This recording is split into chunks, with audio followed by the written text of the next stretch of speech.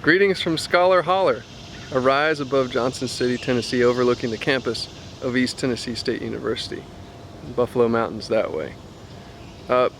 So, this week, Rice's discussion of individual musicians versus collective groups includes a suggestion that we resist characterizing people as geniuses. Genius is a culturally constructed category and elevates certain individuals above culture and places them beyond the sphere of cultural explanation, something more ineffable, genius. I've read some work recently that talks about genius as a gendered category. I'm sure it's racialized as well. When you think of that word genius, who do you imagine in your head? And I think that indicates some of the cultural expectations that go with that concept. But he also outlines some ways that we can pose a person within our work in terms of literature. We could think of kind of articulating a character within the framework of a plot. So if we take a historical approach, we could track musical changes in response to changing social conditions. We might then pose the people we work with as innovators. Or we might focus on key figures who represent continuity within a tradition. So we might use the term tradition bearers. We might identify tension between parties or generations, and or between self and other, and identify those parties for different reasons on different sides of that divide. Now, from a different perspective and more depth, Kippin's account of seeking a guru figure suggests that participatory observational fieldwork is like being part of a tradition. Things are being handed on even if we aren't getting the information we might be seeking. And I really like his list of processes that we might, in fieldwork, seek to understand and explain. A lot of these stages sound familiar to me from my own work. Sizing up, a period of probation, then of acceptance, then in between this as a disciple and researcher. Remember what we were reading about last week? Then we might worry about going completely insider and providing a non-critical hagiography of the teacher or our source, only praising them and not providing a more critical view. We might worry about exploitation and manipulation, and we might negotiate intellectual or other property concerns with our sources, as he talks about on page 138. And then we decide how to be an active, ethical part of the artistic, business, social world that we are working in. I have to say, this seemed like a really quiet street, but there have been so many cars that are going up and down. Anyhow. In his article, By Musicality as a Metaphor, Jeff Todd Titan, a folklorist and ethnomusicologist that we'll be hearing more from as the semester goes on, he says that music got a hold of me first, before ethnomusicology did. He learned different modes of being and doing through music making. And then I think he developed his vocabulary to talk about those within the frames of ethnomusicology and folklore later. Now, I'm intrigued by his statement that bimusicality can operate as a learning strategy, a strategy that leads not only to musical skills, but to understanding people making music. Bimusicality, he says, when practiced deliberately and reflectively, constantly rubs us up against musical differences that make a cultural difference. Bimusicality becomes a strategy in which these performances are thrust upon us, not simply because we notice them as observers, close to the action, but because we live them, we experience them in our performances of another music. Bimusicality, he says, becomes a way of life. In this way of being, then, Titan encourages us to look for what he calls subject shifts. Those moments of transcendent relativity, quote, when we become aware of and view ourselves as actors in the world. And that is when we are able, paradoxically, to view the world with ourselves inside it. When we reach that point, we attain a small and momentary degree of objectivity. Maybe the most objectivity we could ever get. I smiled when I read his statement that complicity with insiders can lead to a subject shift.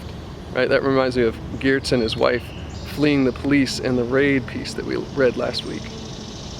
And I'll highlight 3 things, moving on, that Gold and Revel do in their article.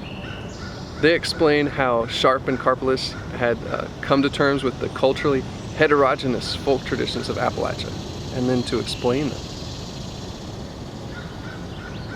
So they discuss how nationalistic artistic styles accommodate universalist and particularist aesthetics. And they discuss some ways we honor traditions and tradition bearers, and how that results sometimes in dehumanization. Yikes. You might remember that Rice, at some point, mentioned 18th century German social scientist Johann Herder.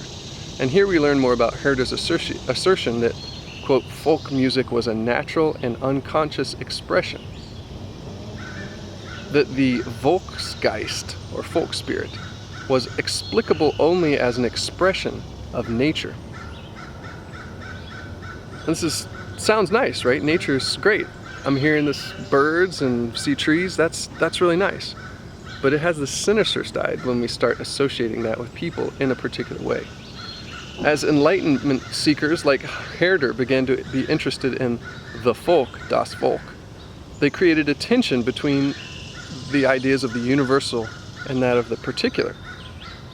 So first we have a difference between normal people and the folk, as Ben Fileen, a folklorist, says, quote, rediscovery of folk forms could help cleanse the artificiality that afflicted modern life. So that would create a difference between our normal life and then the life of the folk. And then there could also be an overemphasization of similarity or continuity. As Philip Bowman says, music as a universal attribute of the human condition provide a means of bringing together enlightened human beings. So Gold and Revel bring it home when they state that, quote, in their insistence that the folk were passive carriers of traditional culture. Theories emphasizing survivals in culture are highly problematic.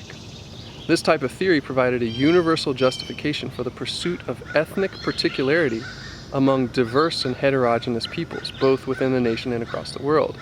And they say this is both imperialist and exploitative. They quote Boys from 1993 in explaining how the posing of individual marginal figures as repositories of folk wisdom shaped by their culture is an exercise in power. Their unequal status, quote, and ignorance of the real significance of what they unthinkingly inherited from their ancestors place the folk outside the need for consultation or lengthy consideration as mere temporary custodians of a common and longer enduring culture. They had no individual rights of ownership in what was clearly a heritage of the nation as a whole. That starts to sound a little sinister, right?